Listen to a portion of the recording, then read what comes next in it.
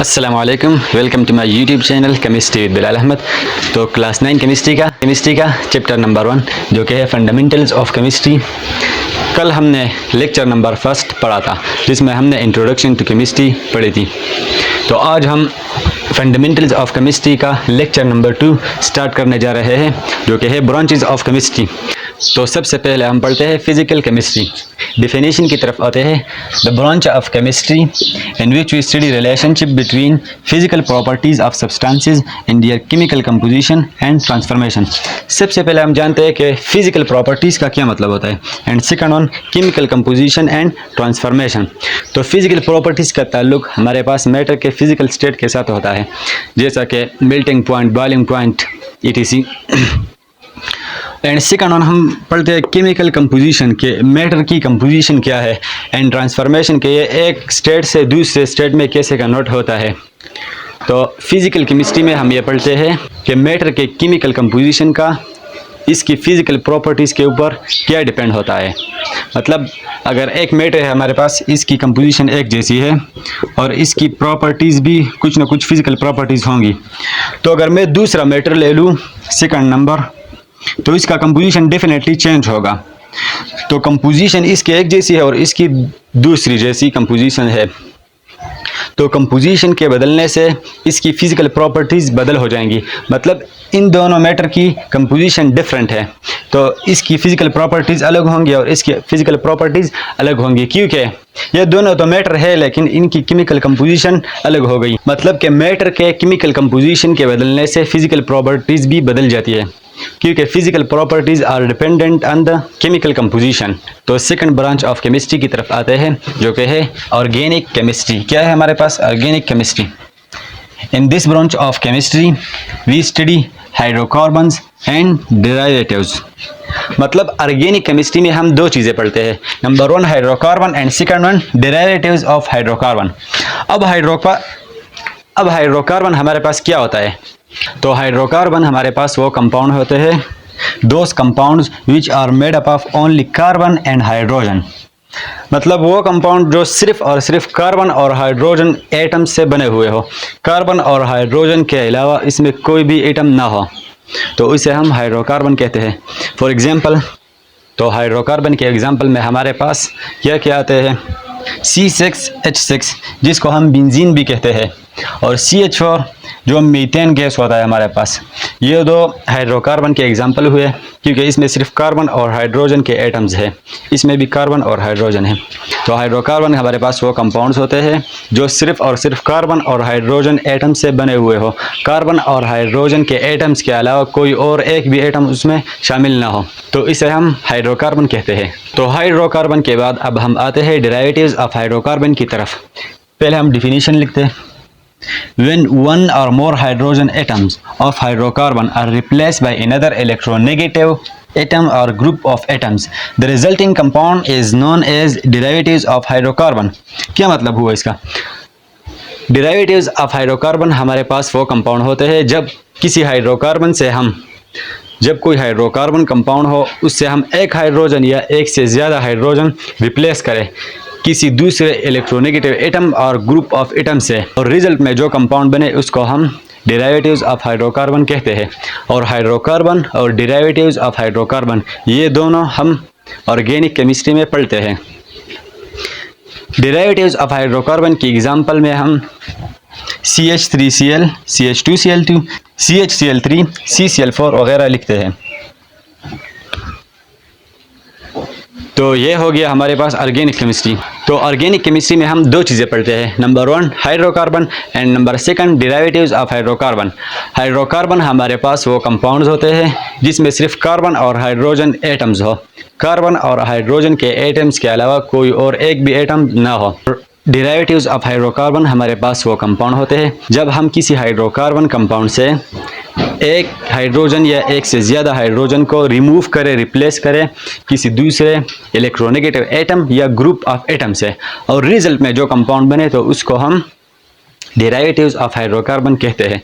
जैसा कि CH3Cl, CH2Cl2, CHCl3 and CCl4, these are the derivatives of hydrocarbon and studied in organic chemistry।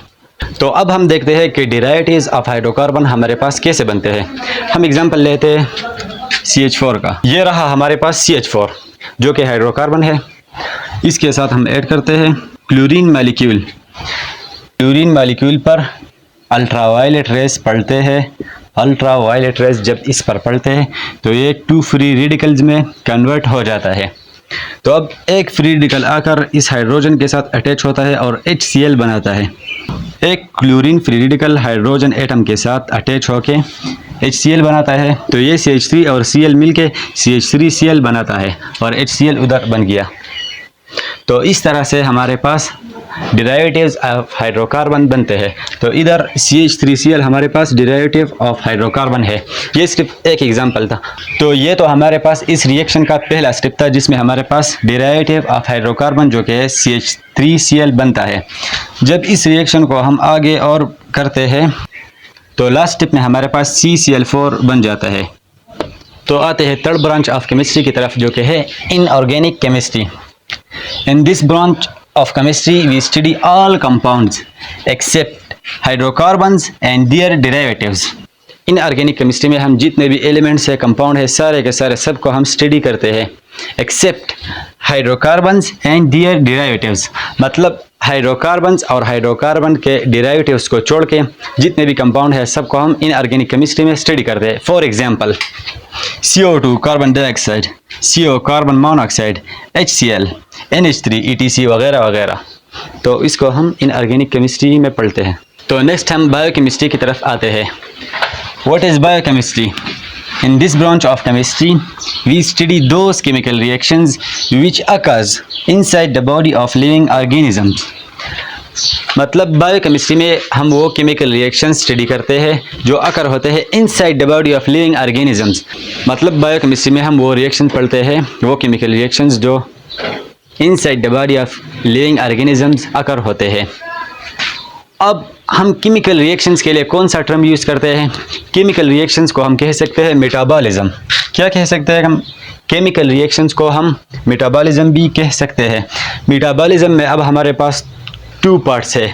एक को हम कहते हैं एनाबॉलिज्म और दूसरे को हम कहते हैं कैटाबॉलिज्म। तो बायोकेमिस्ट्री में हम क्या पढ़ते हैं? केमिकल रिएक्शंस, वो केमिकल रिएक्शन जो अकर होते हैं inside the body of living organisms.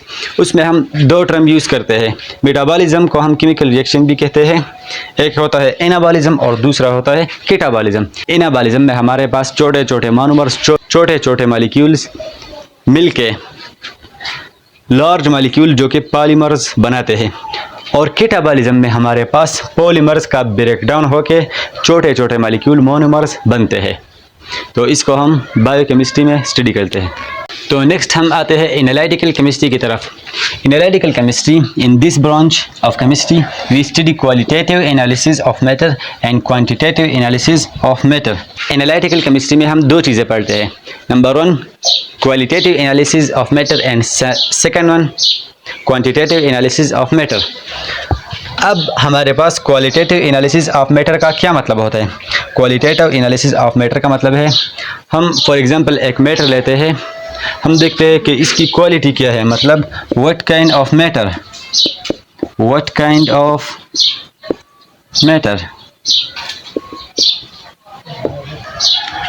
And second 1 quantitative analysis of matter. Quantitative analysis of matter का हमारे पास मतलब होता है कि how much mass, moles, molecules, number of atoms present in the matter. तो क्वांटिटेटिव एनालिसिस ऑफ मैटर में हम पढ़ते हैं कि जो हमने मैटर लिया है एग्जांपल के तौर पर, इसमें हमारे पास कितने नंबर ऑफ मोल्स है, कितने मॉलिक्यूल्स है, कितने एटम्स है। तो ये हो गया एनालिटिकल केमिस्ट्री। तो नेक्स्ट हमारे पास है nuclear chemistry. In this branch of chemistry, we study about nucleus, changes occurring in nucleus, properties of the particles that are present in the nucleus, emission and absorption of radiations from the nucleus. तो nuclear chemistry में हम क्या पढ़ते हैं कि nucleus के बारे में हम स्टडी करते हैं। जिस तरह के हमने स्ट्रक्चर ड्रा किए हैं, यह हमारे पास सपोज करें एटम का स्ट्रक्चर है एज अ होल, और इसके सेंटर में हमारे पास न्यूक्लियस है जिसमें फंडामेंटल पार्टिकल्स हैं न्यूट्रॉन्स एंड प्रोटॉन्स। प्रोटॉन्स पर हमारे पास पॉजिटिव चार्ज होता है और न्यूट्रॉन हमारे पास न्यूट्रल होता है। न्यूट्रॉन पर कोई भी चार्ज नहीं होता। और न्यूक्लियस के अराउंड हमारे पास सर्कुलर पाथ होते हैं जिसमें इलेक्ट्रॉन घूमते हैं न्यूक्लियस के अराउंड। और न्यूक्लियस से जो रेडिएशन एमिट होते हैं और एब्जॉर्ब होते हैं इसके बारे में हम न्यूक्लियर केमिस्ट्री में स्टडी करते हैं। सो नेक्स्ट हम इन्वायरमेंटल केमिस्ट्री की तरफ जाते हैं। इन्वायरमेंटल केमिस्ट्री में हम पढ़ते हैं in this branch of chemistry we study about interaction between chemical reactions and the environment and the impact of chemical reactions on the environment। तो इन्वायरमेंटल केमिस्ट्री में हम स्टडी करते हैं इंटरेक्शन मतलब जब दो चीज़ों का आपस में जो ताल्लुक़ होता है, दो चीज़ों का एक दूसरे पर जो असरात होते हैं, जो ताल्लुक़ होता है एक दूसरे के साथ, तो उसको हम इंटरेक्शन कहते हैं। तो इंटरेक्शन किन दो चीज़ों का है? Number 1 chemical reactions and second 1 the environment, के केमिकल रिएक्शंस और एनवायरनमेंट का एक दूसरे पर क्या असर है। मतलब द इम्पैक्ट हम कह सकते हैं, इम्पैक्ट हम कह सकते हैं असरात, इम्पैक्ट्स हम कह सकते हैं असरात and the impact of chemical reactions on the environment. जितने भी केमिकल रिएक्शंस हमारे पास इंडस्ट्री में होते हैं तो फॉर एग्जांपल माहौल को गंदा करते हैं, तो ये जो इंटरेक्शन है केमिकल रिएक्शंस का और एनवायरनमेंट का, इसको हम एनवायरमेंटल केमिस्ट्री में पढ़ते हैं। तो अब हम केमिस्ट्री के लास्ट ब्रांच की तरफ आते हैं जो कि industrial chemistry. In this branch of chemistry we study those chemical reactions, those chemical process और those chemical techniques which are used for the preparation of different industrial product like cement, fertilizers, rubbers, glass etc। तो industrial chemistry में हम उन chemical process, उन chemical techniques के बारे में study करते हैं जो केमिकल प्रोसेस, जो केमिकल टेक्निक्स हम यूज़ करते हैं for the preparation of different industrial product. This different industrial product की प्रिपरेशन के लिए हम वो केमिकल प्रोसेस यूज़ करते हैं। फॉर एग्जांपल कौन से इंडस्ट्रियल प्रोडक्ट के लिए? सीमेंट हो गया, ये इंडस्ट्रियल प्रोडक्ट है हमारे पास, फर्टिलाइज़र हमारे पास इंडस्ट्रियल प्रोडक्ट है, रबर, ग्लास, ये सब हमारे पास क्या है? इंडस्ट्रियल प्रोडक्ट है। तो इन इंडस्ट्रियल प्रोडक्ट की प्रिपरेशन के लिए जो हमारे पास हम वो केमिकल प्रोसेस स्टडी करते हैं। तो ये हो गए हमारे पास केमिस्ट्री के ब्रांचेस।